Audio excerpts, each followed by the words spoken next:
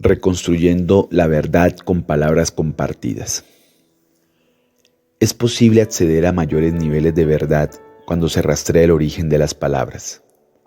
Saber que los rivales eran los que estaban en las riberas de los ríos, que el imbécil es el que no tiene báculo, que el salario viene del pago en sal, que la concordia es unir los corazones, o que recordar, como reflexionaba Ortega, es pasar 2 veces por el corazón.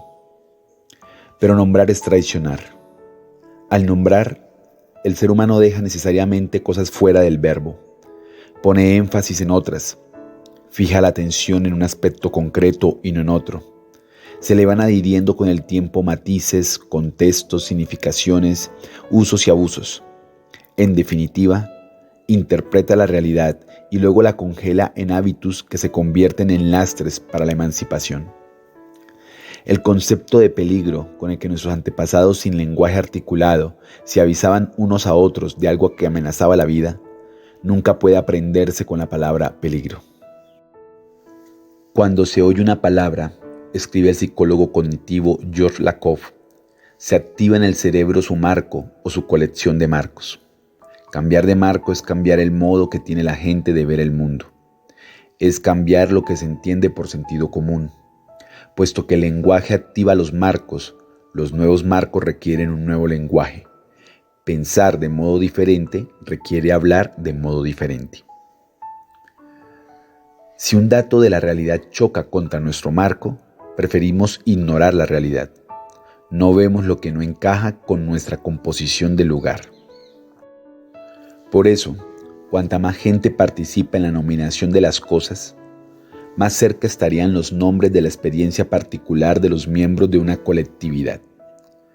Una comunidad que vive en la nieve tiene y necesita una docena de matices para el color blanco, de la misma manera que una sociedad agrícola conoce el nombre de las plantas y de sus propiedades.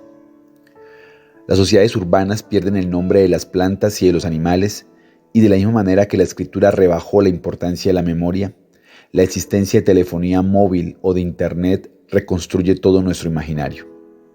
Por eso, traducir es igualmente traicionar. Y lo mismo ocurre con las mismas lenguas habladas en diferentes lugares. La arrogancia eurocéntrica pretendió durante mucho tiempo que el español, el inglés o el portugués hablado en otros países podía ser dictado por academias de la lengua de los países colonizadores. Heidegger decía que solo en alemán o en griego se podía hacer filosofía, como si no hubiera existido filosofía en otros momentos de la historia, ligada a lenguas que, por cuestiones de fuerza, se convirtieron en vehículos imperiales. Reemplazar los nombres de las culturas sepulta la experiencia original de esas colectividades obligadas a usar acríticamente los nombres nacidos en otros contextos. Los conceptos importados pueden ser poco aptos para las exigencias sociales de sociedades con desarrollos diferentes, al igual que esas casas europeas con tejados para la nieve reproducidos por ricos aculturizados en zonas tropicales. No parece muy sensato celebrar la Navidad en el Caribe con muñecos de nieve y trineos arrastrados por renos. No deja de ser absurdo decir en Guinea, esto es una merienda de negros. ¿Significa esto que no hay posibilidad de entendimiento sobre bases objetivas? Uno de los elementos centrales que defiende el realismo dentro de la filosofía del lenguaje es la existencia de un mundo real al margen de nuestras representaciones. Los indios estaban comiendo el mismo animal, lo llamaran chigüire, cerdo o cochino.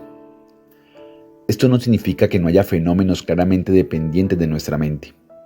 El dinero, la propiedad, el matrimonio, una guerra o un cóctel son todos acuerdos sobre cosas que realmente no existen, pero que pasan a ser cuando son sometidos a un acuerdo respecto de lo que deben significar. Significa que, como dice Searle, existe un mundo real que es total y absolutamente independiente de todas nuestras representaciones, pensamientos, sentimientos, opiniones, lenguaje, discurso, textos, etc. La diferencia no está en la objetividad, sino en quién define en qué consiste esa objetividad. Nadie dudaría que exista el petróleo, pero para una empresa de hidrocarburos o un economista tradicional, estaríamos ante un recurso económico. Para un ecologista o un economista avanzado, ante una fuente de calentamiento global y de desequilibrio ecológico, si se extrae de la tierra a un ritmo descompensado en relación a lo que tardó en producirse.